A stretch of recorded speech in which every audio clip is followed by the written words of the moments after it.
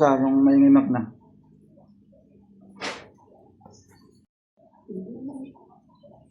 Ito po yung sinasabi ko na electric fan na nabibili ngayon. Walang pum sa loob, yung kanyang housing ng busing. Importante po na mayroon yan dyan sa electric fan. Papasin yan, wala siyang pum dyan sa loob. Oh. Lalagyan ko yan. Yan po ay bagong bili. Binili ng anak ko. Ngayon oh, binuksan ko kasi isang buwan pa lang, humihina na yung ikot. Okay po naman yung capacitor niya. Ayan oh, wala siyang pum sa loob. Ngayon lalagyan ko yan kahit yung espongha na ginagamit sa paghugas. O di kaya yung bulak. Pero mayroon pa akong kutsun doon. Lalagay ko dyan. Yan ang napaka-importante dyan kasi pag nag-stack up na dyan yung rotor. Ito, pag nag-stack up ito, magkakaroon ng mga nikotin dyan. Iitim tapos hindi na iikot, dandahan na siyang hihinto. Ayan o, ebidensya o, ito yung sinasabi ko sa inyo, wala yan. Yung mga bago ngayon, ang problema, hindi na nila nilalagyan niya kaya madaling masira. Tapos pangalawa, yung ito, hindi na ito tanso. Aluminum na yung nilalagay nila ngayon dyan, no? Ayan, no? Aluminum na yan, hindi na yan tanso. Kaya mahina na rin. Tapos hindi pa nilalagyan ng pum dyan sa busing. Tapos yung busing nila din, ordinary din lang, parang kuwan siya, oh. Madali siyang mapudpud. Hindi na yung kulay itim na bakal talaga.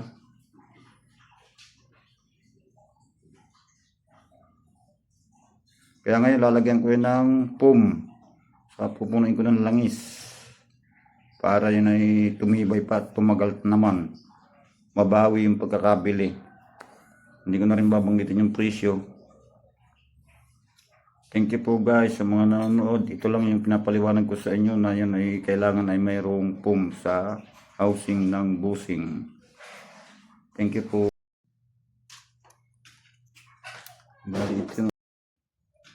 Bali ito yung aking pantanggal. Gumawa ko ng may hook na sa dulo.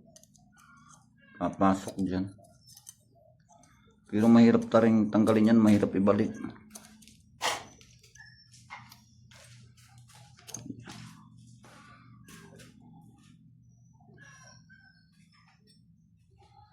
Mga galaw yan. Gaganyan ko dyan. Ayun o. Kasi hilahin.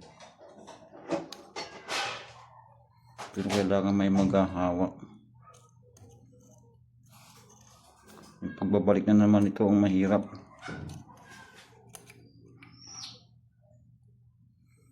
Ayan na. Subukan yung gumawa ito yung mga baguhan. Yung mga gusto rin maggawa ng ganito. Sa electric fan. Unang step matututo rin kayo dito. Sa makikita nyo na ito sa akin. Madadagdagan yung kaalaman nyo at magkakaroon kayo ng idea kung paano magawa nilang ganito.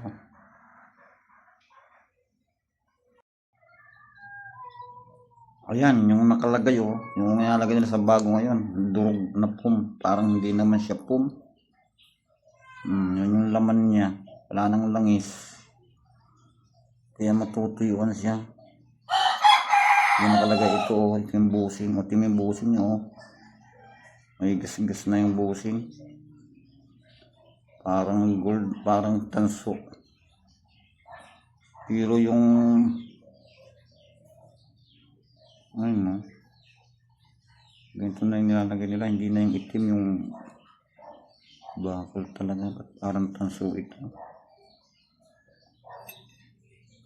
Yan ang mga bagong electric fan ngayon na nilalagay nilang materialis sa loob. Hindi na siya pum. Dapat ito, ganito ilalagyan ko ito. Ito yung sakotson. Yun ang ilalagay ko.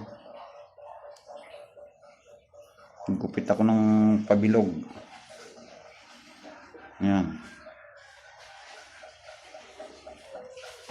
Thank you guys. No. Ayan ang magandang lagay ng foam.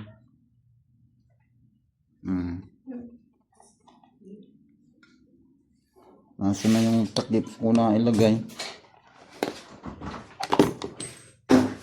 Wala na. Sa yung may mimak na.